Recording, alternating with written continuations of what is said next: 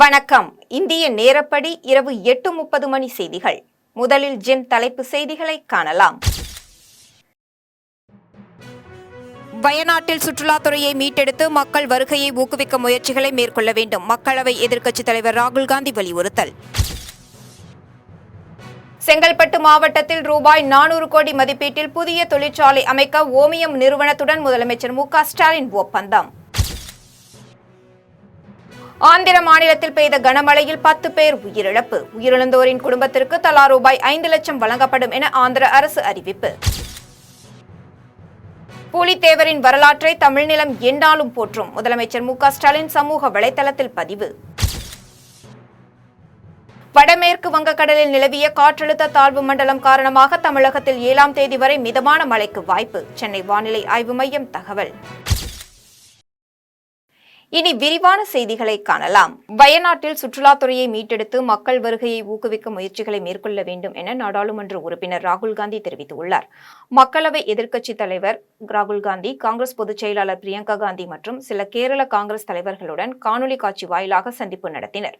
அந்த சந்திப்பில் வயநாட்டில் நடைபெறும் நிவாரணப் பணிகள் குறித்தும் சுற்றுலாத்துறையை மீட்பது குறித்தும் பேசினர். அப்போது வயநாடு மோசமான நிலச்சரிவுகளால் ஏற்பட்ட பேரழிவில் இருந்து படிப்படியாக மீண்டு வருவதாகவும் அங்கு சுற்றுலாத்துறையை மீட்டெடுத்து மக்கள் வருகையை ஊக்குவிக்க ஒருங்கிணைந்த முயற்சிகளை நாம் மேற்கொள்ள வேண்டும் என்றும் நாடாளுமன்ற உறுப்பினர் ராகுல் காந்தி தெரிவித்துள்ளார். ரூபாய் 400 கோடி மதிப்பீட்டில் செங்கல்பட்டு மாவட்டத்தில் புதிய தொழிற்சாலை அமைக்கும் ஓமியம் நிறுவனத்துடன் தமிழக முதலமைச்சர் மு.க. ஸ்டாலின் முன்னிலையில் புரிந்துணர்வு ஒப்பந்தம் மேற்கொள்ளப்பட்டது. அமெரிக்க நாட்டின் சான் பிரான்சிஸ்கோவில் ரூபாய் 400 கோடி மதிப்பீட்டில் 500 நபர்களுக்கு வேலைவாய்ப்பு அளிக்கும் வகையில் செங்கல்பட்டு மாவட்டத்தில் புதிய தொழிற்சாலை அமைப்பதற்கான ஓமியம் நிறுவனத்துடன் தமிழக முதலமைச்சர் மு.க. ஸ்டாலின் முன்னிலையில் புரிந்துணர்வு ஒப்பந்தம் மேற்கொள்ளப்பட்டது. ஓமியம் நிறுவனம் அமெரிக்கா, மெக்சிகோ, ஐரோப்பா மற்றும் ஆசியா முழுவதும் உலகளாவிய பசுமை ஹைட்ரஜன் திட்ட குழாய்களை அமைத்துள்ளது என்பது குறிப்பிடத்தக்கது. ஆந்திர மாநிலத்தில் கனமழை பெய்ததன் காரணமாக வீடுகளின் மேல் பாறைகள் உருண்டு விழுந்ததிலும் மழை வெள்ளத்திலும் உயிரிழந்த 10 பேரின் குடும்பத்திற்கு தலா ரூபாய் 5 லட்சம் வழங்கப்படும் என ஆந்திர அரசு அறிவித்துள்ளது. ஆந்திர மாநிலம் விஜயவாடா, மொகல்ராஜபுரம், சுண்ணாம்பு மலையில் இடைவிடாமல் பெய்த பலத்த மழையின் காரணமாக மழையின் மண் சரிவு ஏற்பட்டு பாறைகள் அங்கிருந்த வீடுகளின் மீது விழுந்ததில் வீடுகள் தரைமட்டமாகியது. அதிகாலை நேரம் என்பதால் வீட்டில் தூங்கியவர்கள் மீது பாறைகள் விழுந்ததில் உடல் நசுங்கி 6 பேர் சம்பவ இடத்திலேயே பரிதாபமாக உயிரிழந்தனர். பாலத்தில் அதிக அளவு மழை வெள்ளம் சென்றதால் பள்ளி மாணவர்களை ஏற்றி சென்ற கார் மழை வெள்ளத்தில் அடித்து செல்லப்பட்டது. காரில் இருந்த 3 பேரும் பரிதாபமாக உயிரிழந்தனர். இதுவரை மழைக்கு 10 பேர் உயிரிழந்தனர். இந்நிலையில் மழையில் சிக்கி உயிரிழந்த 10 பேரின் குடும்பத்திற்கு தலா ரூபாய் 5 லட்சம் வழங்கப்படும் என்று ஆந்திர அரசு அறிவித்துள்ளது. பூலித்தேவரின் வரலாற்றை தமிழ்நிலம் எந்நாளும் போற்றும் என்று முதலமைச்சர் மு.க. ஸ்டாலின் தெரிவித்துள்ளார். சுதந்திர போராட்ட வீரர் பூலித்தேவரின் 309வது பிறந்த நாளை ஒட்டி முதலமைச்சர் மு.க. ஸ்டாலின் சமூக வலைதளத்தில் பதிவு ஒன்றை வெளியிட்டுள்ளார். அதில் ஆங்கிலேய ஆட்சியை வேரக்களைய போர்க்கொடி உயர்த்திய பூலித்தேவரின் 309வது பிறந்த நாள் எனவும் மண்ணின் மானம் காக்க வாழ்ந்த வீரம் செறிந்த அவரது வரலாற்றை தமிழ்நிலம் எந்நாளும் போற்றும் எனவும் முதலமைச்சர் மு.க. ஸ்டாலின் தெரிவித்துள்ளார். வடமேற்கு வங்கக்கடலில் நிலவிய காற்றழுத்த தாழ்வு மண்டலம் காரணமாக தமிழகத்தில் வருகிற 7ஆம் தேதி வரை மிதமான மழைக்கு வாய்ப்புள்ளது என்று சென்னை வானிலை ஆய்வு மையம் அறிவித்துள்ளது.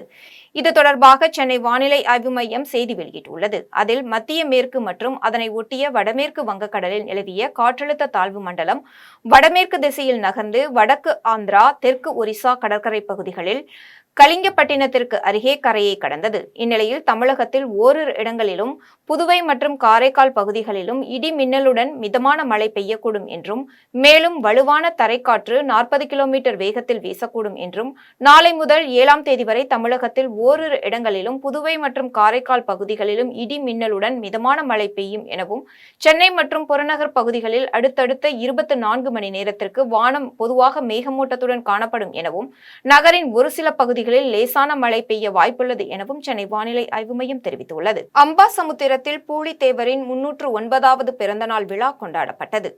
நெல்லை மாவட்டம் அம்பாசமுத்திரம் பாரத ஸ்டேட் வங்கி எதிரில் பூலித்தேவரின் 309வது பிறந்தநாள் விழா மூவேந்தர் முன்னேற்றக் கழக மாவட்ட தலைவர் துரைப்பாண்டியன் தலைமையில் கொண்டாடப்பட்டது. விழாவிற்கு அம்பாசமுத்திரம் நகர்மன்ற தலைவர் பிரபாகரன் முன்னிலை வகித்தார். விழாவில் அலங்கரிக்கப்பட்ட பூலித்தேவரின் திருவுருவ படத்திற்கு மூவேந்தர் முன்னேற்றக் கழகத்தினர் மலர் தூவி மரியாதை செலுத்தினர். அதன் பின்னர் இனிப்புகள் வழங்கப்பட்டது. விழாவில் 30 பேருக்கு 5 கிலோ அரிசி பைகள் உள்ளிட்ட நலத்திட்ட உதவிகள் வழங்கப்பட்டது. விழாவில் அம்பாசமுத்திரம் அரசு வழக்கறிஞர் காந்தி மதிநாதன், மூவேந்தர் முன்னேற்றக் கழக மாவட்ட செயலாளர் ரவி பாண்டியன், மாவட்ட மகளிரணி செயலாளர் மாரியம்மாள், ஒன்றிய செயலாளர் பொன்ராஜ், மதிமுக தலைமை செயற்குழு உறுப்பினர் முத்துசுவாமி உட்பட பலர் கலந்து கொண்டனர். உத்தரமேரூர் கிழக்கு ஒன்றியங்களில் அதிமுக சார்பில் புதிய உறுப்பினர் அட்டை வழங்கும் நிகழ்ச்சியில் முன்னாள் அமைச்சர் சோமசுந்தரம் அதிமுக உறுப்பினர்களுக்கு உறுப்பினர் அட்டையை வழங்கினார். காஞ்சிபுரம் மாவட்டம் உத்தரமேரூர் வட்டம் மருதம், மருத்துவன்பாடி, கடல்மங்கலம், தோட்டநாவல், ரெட்டமங்கலம், சேந்தான்குளம் உள்ளிட்ட கிழக்கு ஒன்றியங்களில் மாவட்ட கழக செயலாளரும் முன்னாள் அமைச்சருமான வி சோமசுந்தரம் கலந்து கொண்டு அதிமுக புதிய உறுப்பினர்களுக்கு அடையாள அட்டைகளை வழங்கினார். நிகழ்ச்சியில் கழக அமைப்பு செயலாளர் வாலாஜாபாத் பா கணேசன், கிழக்கு ஒன்றிய செயலாளர் பிரகாஷ் பாபு, மானாம்பதி வில்வபதி, ரெட்டமங்கலம் ரமேஷ் உள்ளிட்ட ஏராளமான அதிமுக உறுப்பினர்கள் பங்கேற்றனர். நிகழ்ச்சியில் முன்னாள் அமைச்சர் சோமசுந்தரம் பேசினார். அப்போது விடியா திமுக ஆட்சியில் சட்டம் ஒழுங்கு சீர்கேடுகள் குறித்தும் 3 ஆண்டு கால திமுக அரசின் அவலங்களை எடுத்துரைத்தார். மேலும் வருகின்ற சட்டமன்ற தேர்தலில் அதிக வாக்குகள் வித்தியாசத்தில் வெற்றி பெற்று எடப்பாடி பழனிசாமி தலைமையிலான அதிமுக ஆட்சியினை தமிழகத்தில் அமைத்திட அயராது பாடுபட வேண்டும் என அதிமுக தொண்டர்களை கேட்டுக்கொண்டார். ஆத்தூரில் ஆதிதிராவிடர் நலத்துறையின் தனி வட்டாட்சியர் அலுவலகத்தில் பணிபுரியும் வருவாய் ஆய்வாளர் லஞ்சம் கேட்கும் வீடியோ சமூக வலைதளங்களில் வைரலாகி வருகிறது. சேலம் மாவட்டம் ஆத்தூர் வட்டாட்சியர் அலுவலக வளாக பகுதியில் ஆதிதிராவிடர் மற்றும் பழங்குடியினர் நலத்துறையின் தனி வட்டாட்சியர் அலுவலகம் செயல்பட்டு வருகிறது. இந்நிலையில் ஆத்தூர், கெங்கவள்ளி, தலைவாசல், பெத்தநாயக்கன் பாளையம் உள்ளிட்ட பகுதிகளுக்கு ஆதிதிராவிடர் மற்றும் பழங்குடியினர் நலத்துறை வருவாய் ஆய்வாளராக பணியாற்றி வரும் கனிமொழி என்பவரிடம் மலைவாழ் பழங்குடியினர் ஒருவர் தடையில்லா சான்று கேட்டுள்ளார். அப்போது வருவாய் ஆய்வாளர் கனிமொழி பழங்குடி இனத்தை சேர்ந்தவரிடம் லஞ்சம் கேட்கும் வீடியோ சமூக வலைதளங்களில் வைரலாகி வருகிறது. அப்புறம் என்ஓசி நம்ம இதில் கொடுத்துடணும், அவ்வளோதான்.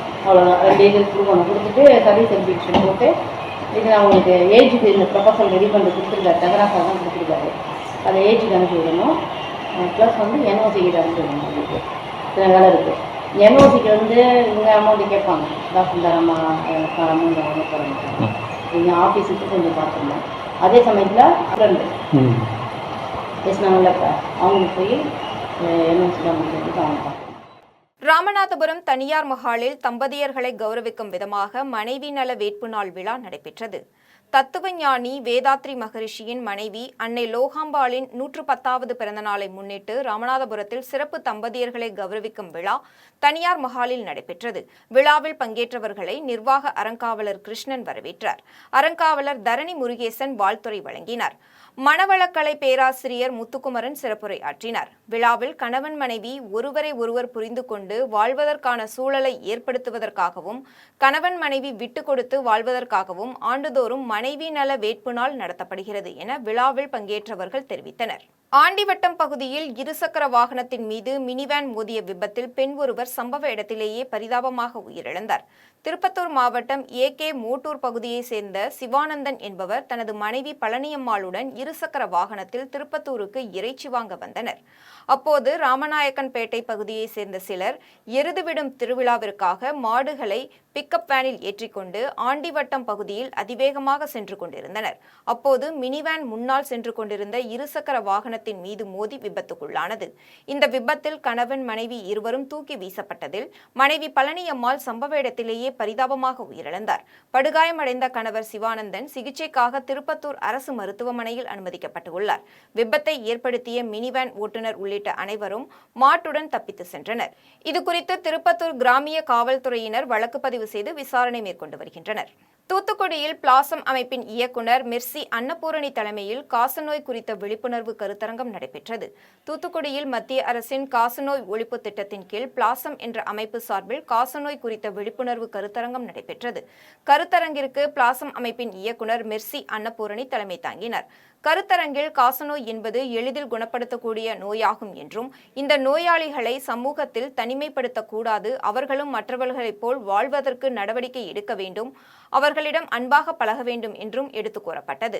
மேலும் மத்திய அரசின் சுகாதாரத்துறை காசநோய் ஒழிப்பு திட்டத்தின் கீழ் 2025ற்குள் இந்தியாவில் காசநோய் இல்லாத நிலையை உருவாக்கும் குறிக்கோளுடன் செயல்பட்டு வருவதாக கருத்தரங்கில் கலந்து கொண்டவர்கள் தெரிவித்தனர். கருத்தரங்கில் செவிலியர்கள் மற்றும் காசநோய் பணியாளர்கள் மற்றும் பல்வேறு அமைப்புகளை சேர்ந்தவர்கள் கலந்து கொண்டனர். தூத்துக்குடியில் இங்கு நடைபெறும் இந்த கருத்தரங்கமானது காச நோயாளிகள், அதாவது டிபி நோயால் தாக்கப்பட்டிருப்பவர்கள், அவர்களுக்கு ஆதரவாக நடைபெற்றுக் கொண்டிருக்கிறது. அவர்களை நாம் எல்லோரும் சமுதாயத்திலே ஒதுக்கி வைக்கிறோம், புறக்கணிக்கிறோம். அப்படி செய்யக்கூடாது, அவர்களும் நம்மை போன்றவர்கள் தான் என்பதை வலியுறுத்துவதற்காகவே இந்த மீட்டிங்கை இங்கு நாங்கள் ஆர்கனைஸ் பண்ணியிருக்கிறோம். அரசாங்கமானது பல வழிகளிலே காச நோயை குணப்படுத்த வேண்டும், கட்டுப்படுத்த வேண்டும். நம் நாட்டுடைய குறிக்கோளானது 2025க்குள் இந்த டிபி நோயை ஒழிக்க வேண்டும் என்று பாடுபடுகின்றது. ஊழல் தடுப்பு சட்டத்தில் செந்தில் பாலாஜி மீது தமிழக அரசு நடவடிக்கை எடுக்க தமிழக ஆளுநர் RN ரவி ஒப்புதல் அளித்துள்ளது வரவேற்கத்தக்கது என்று சென்னையில் பாஜக மாநில ஒருங்கிணைப்பு குழுவின் ஒருங்கிணைப்பாளர் H. ராஜா தெரிவித்துள்ளார். பாஜக மாநில தலைவர் அண்ணாமலை உயர் படிப்பிற்காக லண்டன் சென்றுள்ள நிலையில் மாநில தலைவர் இல்லாததால் தமிழக பாஜகவில் ஒருங்கிணைப்பு குழுவை பாஜக தேசிய தலைவர் JP நட்டா உருவாக்கினார். இந்த ஒருங்கிணைப்பு குழு பாஜக மூத்த தலைவர் H. ராஜா தலைமையில் செயல்படும் என அறிவிக்கப்பட்டது.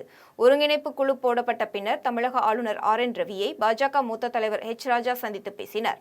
ஆளுநரை சந்தித்த பின் மூத்த தலைவர் H. ராஜா செய்தியாளர்களை சந்தித்து பேசினார். அப்போது ஊழல் தடுப்பு சட்டத்தில் செந்தில் பாலாஜி மீது தமிழக அரசு நடவடிக்கை எடுக்க தமிழக ஆளுநர் RN ரவி ஒப்புதல் அளித்துள்ளது வரவேற்கத்தக்கது என்று தெரிவித்துள்ளார்.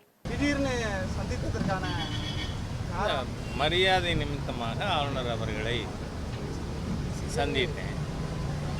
ஏன்னா கட்சி புது பொறுப்பு கொடுத்துருக்கேன். அதனால் ஃபஸ்ட்டு சிட்டிசன் ஆஃப் தமிழ்நாடு, அதனால் அவரை பார்த்து இந்த அவருடைய வாழ்த்துக்களை பெற்று வந்திருக்கேன். அவ்வளோதான். 1.5 மணி நேரம் தமிழக அரசியல் விவகாரம். நேற்று அஜித் தோவால் வந்து சந்திச்சுட்டு போயிருக்காங்க. இன்னைக்கு நீங்கள் சந்திக்க வேறு ஏதாவது விவகாரம் இல்லை? முன்னாள் அமைச்சர் செந்தில் பாலாஜி விவகாரத்தில் ஊழல் தடுப்பு வழக்கில் கைது செய்வதற்கு, வழக்கு பதிவு செய்து விசாரிப்பதற்கு தமிழக ஆளுநர் வந்து நேற்று ஒப்புதல் கொடுத்திருக்காரு தமிழக அரசுக்கு.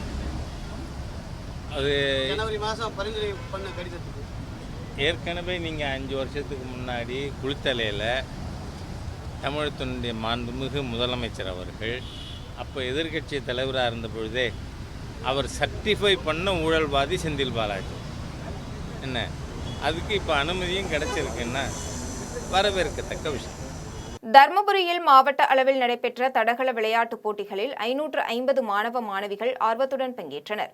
தர்மபுரி மாவட்ட தடகள சங்கம் சார்பில் மாவட்ட அளவிலான இளையோர் தடகள விளையாட்டுப் போட்டிகள் தர்மபுரியில் உள்ள மாவட்ட விளையாட்டு அரங்கில் நடைபெற்றது. 60 மீட்டர் முதல் 1000 மீட்டர் வரை ஓட்டப்பந்தயம் மற்றும் உயரம் தாண்டுதல், நீளம் தாண்டுதல், குண்டு எறிதல் உள்ளிட்ட தடகள போட்டிகள் நடைபெற்றது. பல்வேறு பிரிவுகளில் நடைபெற்ற தடகள விளையாட்டுப் போட்டிகளில் 350 ஆண்களும் 200 பெண்களும் என 550 பேர் ஆர்வத்துடன் கலந்து கொண்டனர். நிகழ்ச்சிக்கு தர்மபுரி மாவட்ட தடகள சங்க தலைவர் சரவணன் தலைமை தாங்கி தடகள சங்க கொடியை ஏற்றி வைத்தார். அதன் பின்னர் அவர் ஒலிம்பிக் சுடரை ஏற்றி வைத்து போட்டிகளை துவங்கி வைத்தார்.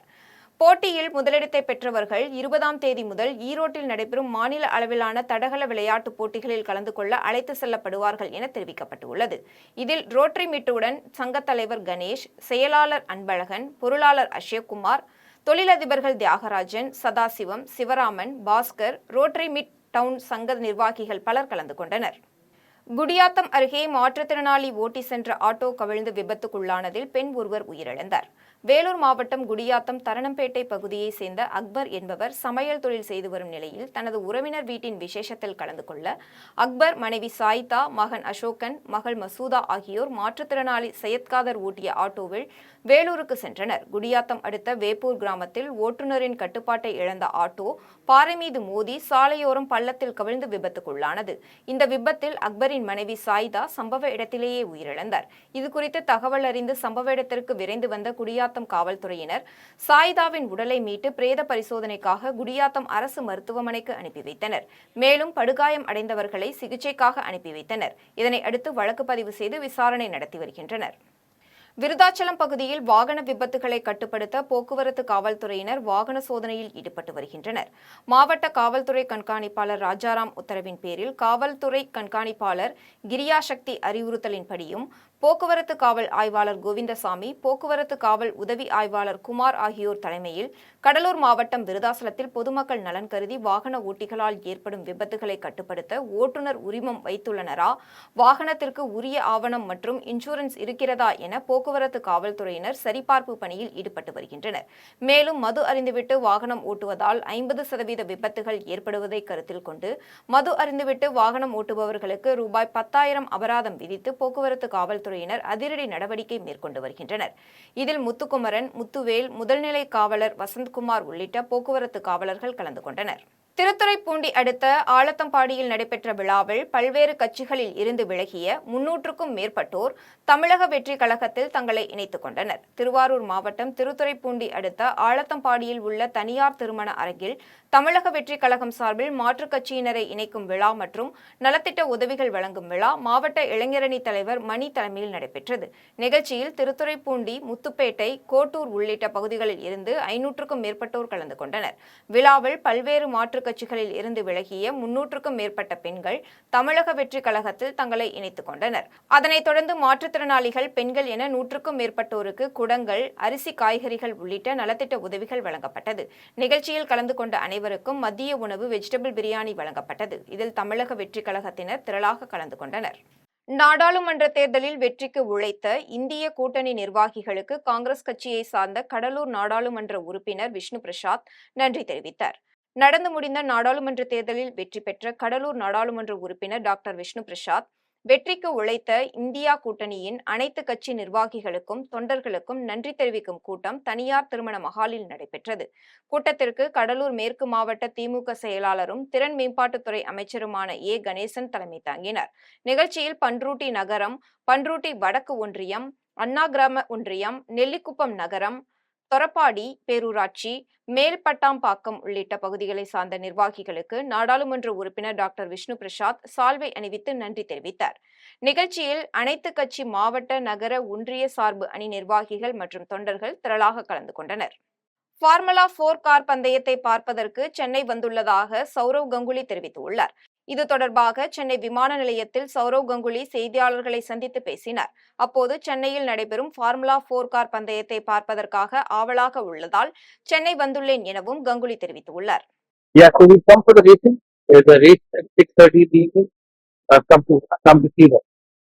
தமிழகத்தின் பல்வேறு பகுதிகளில் உள்ள திருக்கோவில்களில் நடைபெற்ற ஆன்மீக நிகழ்வுகள் சிலவற்றை தற்போது காணலாம்.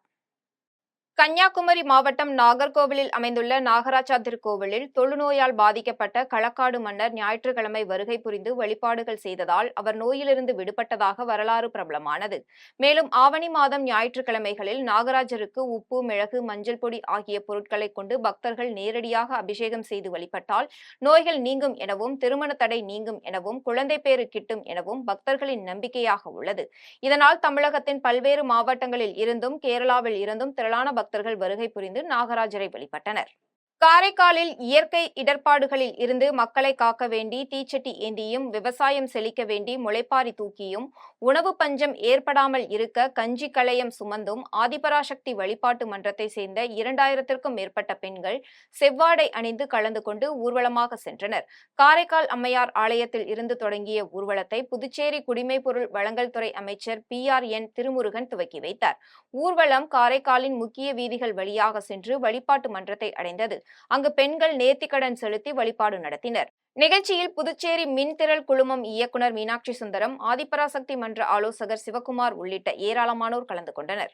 கடலூர் மாவட்டம் காட்டுமன்னார் கோவில் அடுத்த மேலராதம்பூர் கிராமத்தில் அமைந்துள்ள ஸ்ரீ மகா காளியம்மன் ஆலயத்தின் திருப்பணிகள் பத்மஸ்ரீ ஸ்ரீதர் வேம்புவின் நிதி பங்களிப்புடன் நடைபெற்றது. சர்வசாதகம், குஞ்சமேடு, கைலாசநாத சிவாச்சாரியார், பரமகுரு சிற்பி ஆகியோர் கோவிலின் சிற்ப வேலைகளை சிறப்பாக செய்திருந்தனர். இதனை அடுத்து கோவிலின் அஷ்டபந்தன மகா கும்பாபிஷேக விழா சிறப்பாக நடைபெற்றது. விழாவின் முன்னதாக யாக வேள்விகளுடன் கணபதி பூஜை, கோ பூஜை, நவகிரக பூஜை உள்ளிட்ட சிறப்பு பூஜைகள் நடைபெற்றது. அதனைத் தொடர்ந்து சிவாச்சாரியார்கள் யாகத்தில் பூஜிக்கப்பட்ட புனித நீரை மேளதாள வாத்தியங்களுடன் கோவிலின் கோபுரத்திற்கு எடுத்து சென்று கலசத்தின் மீது ஊற்றி கும்பாபிஷேகத்தை சிறப்பாக நடத்தினர். அதன் பின்னர் பக்தர்கள் மீது தெளித்தனர். அதனைத் தொடர்ந்து ஸ்ரீ மகா காளியம்மனுக்கு மகா கும்பாபிஷேக ஆராதனைகள் நடைபெற்றது. விழாவில் கிராம நிர்வாகிகள் அலெக்சாண்டர், காந்தி, மோகன், அன்பழகன், ரவி, செந்தில் மற்றும் ராமகிருஷ்ணன், சிதம்பரநாதபுரம் ராஜா உட்பட திரளான பக்தர்கள் கலந்து கொண்டு ஸ்ரீ மகா காளியம்மனை வழிபட்டனர். பஞ்சபூத ஸ்தலங்களில் அக்னிஸ்தலமாக விளங்கும் திருவண்ணாமலையில் ஒவ்வொரு வாரம் விடுமுறை நாட்களில் உள்ளூர், வெளியூர், வெளிமாநிலத்தை சேர்ந்த பக்தர்கள் வருகை புரிந்து அண்ணாமலையார் திருக்கோவிலில் தரிசனம் செய்வது வழக்கம். அதன்படி ஞாயிற்றுக்கிழமை என்பதால் அதிகாலையில் கோவில் நடை திறக்கப்பட்டு அண்ணாமலையார், உண்ணாமலை அம்மனுக்கு சிறப்பு அபிஷேக ஆராதனைகள் நடைபெற்றது. இதில் ஆந்திரா, தெலுங்கானா, கர்நாடகா, புதுச்சேரி ஆகிய மாநிலங்களை சேர்ந்த பக்தர்கள் வருகை புரிந்து அண்ணாமலை, உண்ணாமலை அம்மனை வழிபட்டனர். மீண்டும் ஜெம் தலைப்பு செய்திகள். வயநாட்டில் சுற்றுலாத்துறையை மீட்டெடுத்து மக்கள் வருகையை ஊக்குவிக்க முயற்சிகளை மேற்கொள்ள வேண்டும். மக்களவை எதிர்க்கட்சித் தலைவர் ராகுல் காந்தி வலியுறுத்தல். செங்கல்பட்டு மாவட்டத்தில் ரூபாய் 400 கோடி மதிப்பீட்டில் புதிய தொழிற்சாலை அமைக்க ஓமியம் நிறுவனத்துடன் முதலமைச்சர் மு.க. ஸ்டாலின் ஒப்பந்தம். ஆந்திர மாநிலத்தில் பெய்த கனமழையில் 10 பேர் உயிரிழப்பு. உயிரிழந்தோரின் குடும்பத்திற்கு தலா ரூபாய் 5 லட்சம் வழங்கப்படும் என ஆந்திர அரசு அறிவிப்பு. பூலித்தேவரின் வரலாற்றை தமிழ்நிலம் எந்நாளும் போற்றும். முதலமைச்சர் மு.க. ஸ்டாலின் சமூக வலைதளத்தில் பதிவு. வடமேற்கு வங்கக்கடலில் நிலவிய காற்றழுத்த தாழ்வு மண்டலம் காரணமாக தமிழகத்தில் 7ஆம் தேதி வரை மிதமான மழைக்கு வாய்ப்பு. சென்னை வானிலை ஆய்வு மையம் தகவல். இத்துடன் ஜெம் செய்திகள் நிறைவடைகின்றன. மீண்டும் ஜெம் செய்திகள் நள்ளிரவு 12 மணிக்கு. உடனுக்குடன் செய்திகளை காண gemlive.tv என்ற இணையதளத்தில் இணைந்திருங்கள். நன்றி, வணக்கம்.